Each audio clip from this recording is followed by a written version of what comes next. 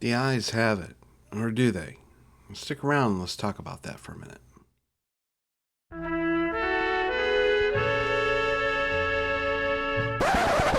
Welcome to the Drunk Linux User. I'm Len, I'm the Drunk Linux User.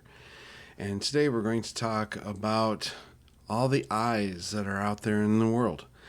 And I'm not going to mention names or dates or anything like that, but it has come to the public attention that there are 5, 9, and 14 eyes that, and there may be more, that do surveillance for communications around the world.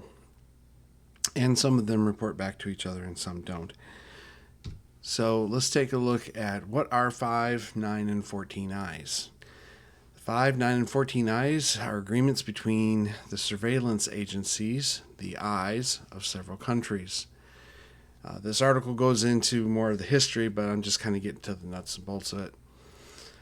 However, these three groups are different from each other in what they share with each other. So I guess what it boils down to is that some of the countries that are part of these different eyes have agreements to share everything, and some don't. And I'm not really sure who's who, to be honest with you, because I think the first 5 are probably the ones that share the most. And if I read this correctly, you're going to see that it kind of spreads out a little bit more as you go into some of the newer countries involved. Probably the most important thing to highlight is that this deal isn't explicitly between the governments of any of the countries involved, but between their spy agencies, particularly those tasked with what's called signal intelligence, or SIGINT in spy speak, which boils down to communication surveillance like wiretapping.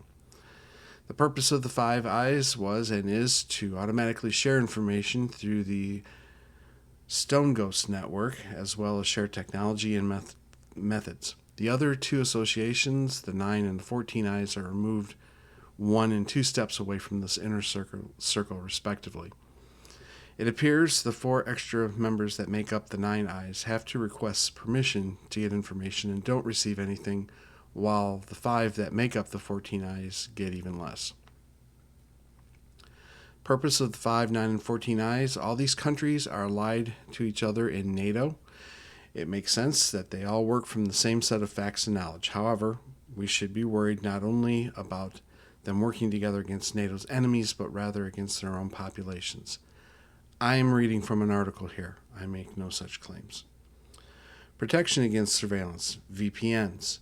It should be said that this is true if you're worried about surveillance, either from the government or from elsewhere. A VPN is a great tool to use. It's not the only one, nor are they bulletproof, but they're a good option, especially if you use the incognito mode. And I believe the incognito mode is primarily to keep data from storing on your system. So if somebody's able to access your computer remotely, they're not going to find where you were if you were in incognito mode. Does it matter if my VPN is based in the Five Eyes? I cannot verify this. I don't know if anybody can verify this, but this is an opinion. Many VPNs go a step further than those claim and will tell you that any VPN based inside the jurisdiction of the 5, 9, or 14 eyes is dangerous for users. That kind of makes sense. This article disagrees. If the VPN you're using is a trustworthy no-log VPN, one that doesn't keep a record of what you've been up to online, then it doesn't really matter where they're based. I don't know if that's true.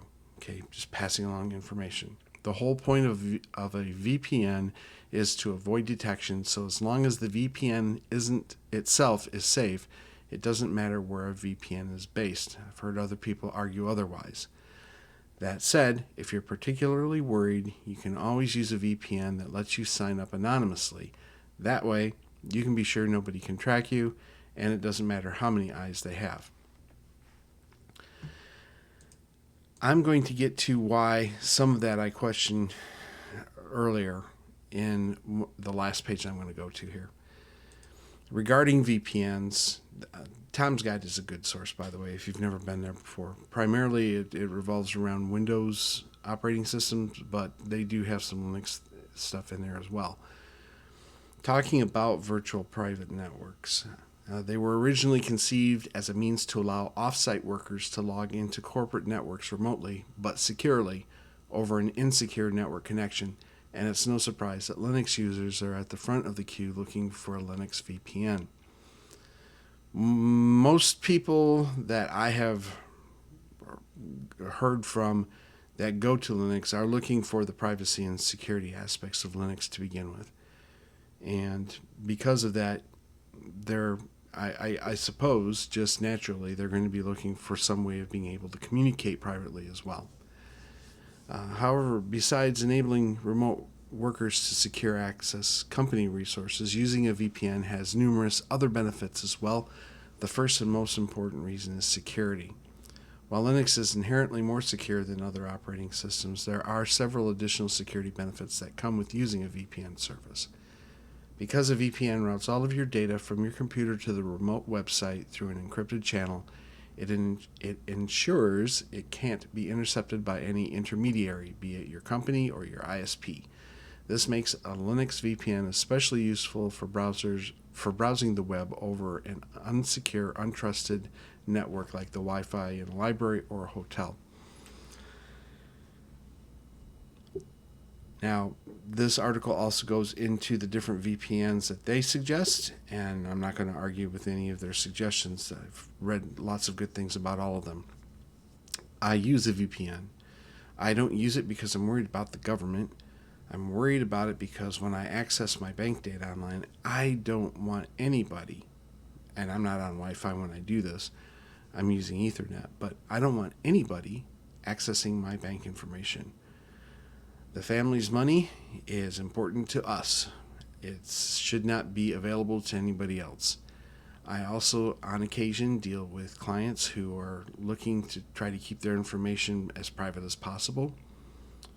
VPN helps. PGP for messaging also helps as well.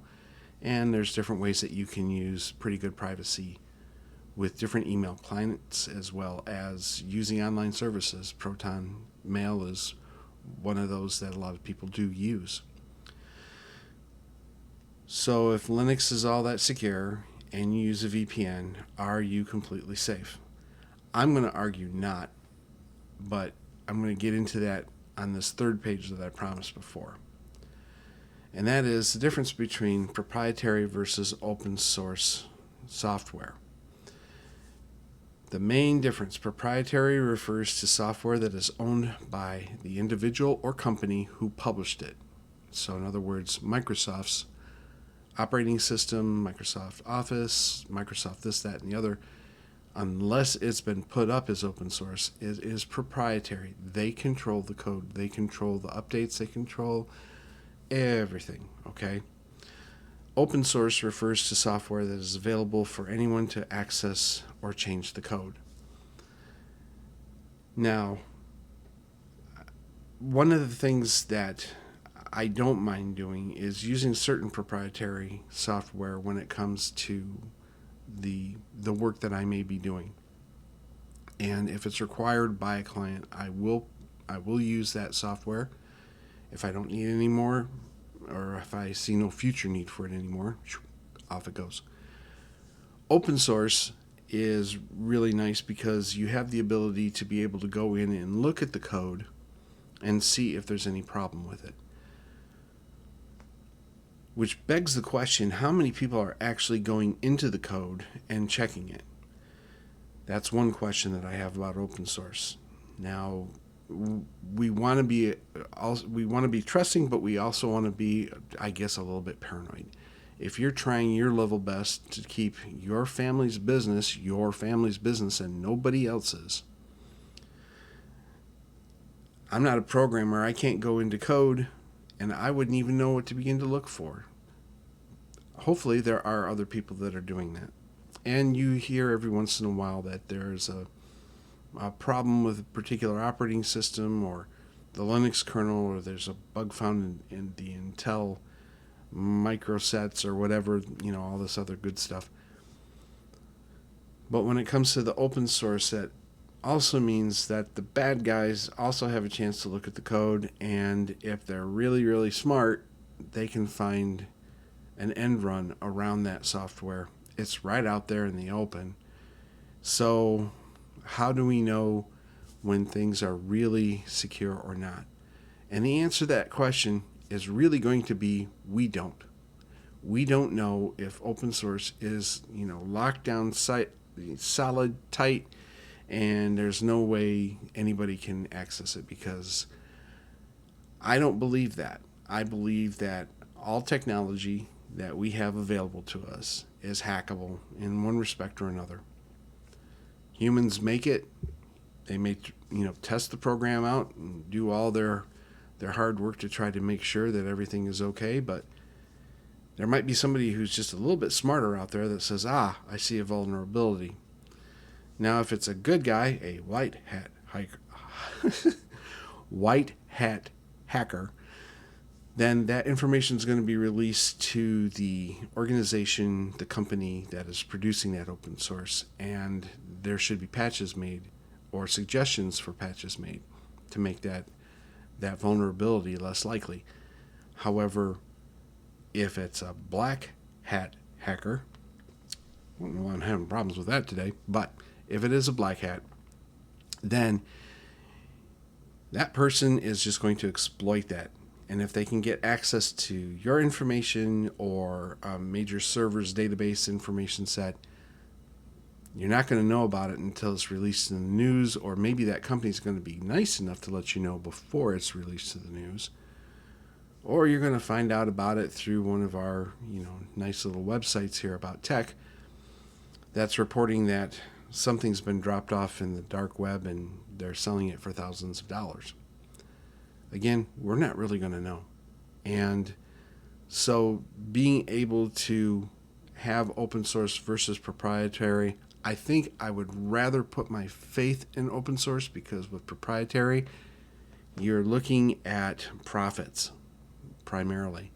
And if there's shortcuts to be made to get a product out there faster and put a lot of hype behind it, you can always patch it up later.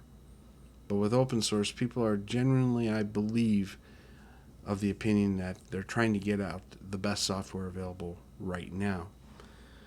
This page also goes through the different types of open source versus, the others.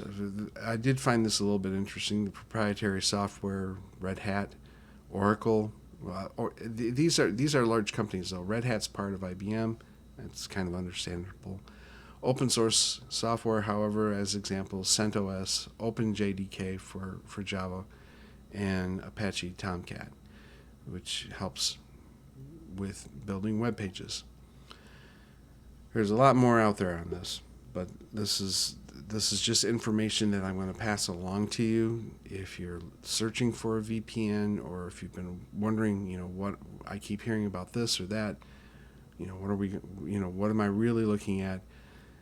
Start with these 2 or 3 and, do some more research. And if I did have a piece of advice for anybody, is if you're really up to, doing something that the governments aren't going to like in the first place, I wouldn't get anything off the shelf necessarily. And I wouldn't even begin to think along those lines myself. It's just not the way I do business. It's not that I don't have anything to hide. I have my personal life that I'm trying to hide from the bad guys. And yes, an argument could be made that maybe a government could be considered the bad guy. I understand that. But again, how are we to know whether or not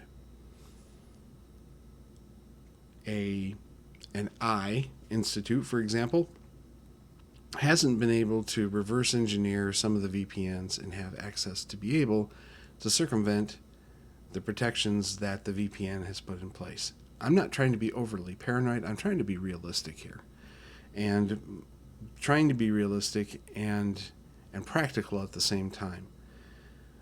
Just don't do anything stupid. If you have something that involves secrecy, there are other alternatives that I hear are available. Do I know what they are? No, I don't even want to know. honestly. I don't have any desire whatsoever to get involved in that aspect of computing whatsoever. There are people who love and thrive on this kind of thing.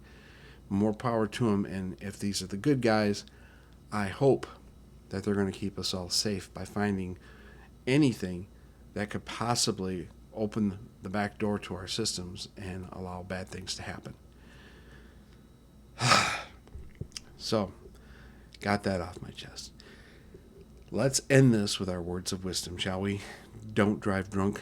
Don't drink and drive. Don't go to eBay, Amazon, or use MS Edge shopping all buzzed up because you think you're going to buy the latest, greatest, and coolest stuff, because you're probably not. In the meantime, not vodka, water. Filtered water, by the way. No, I'm not paranoid.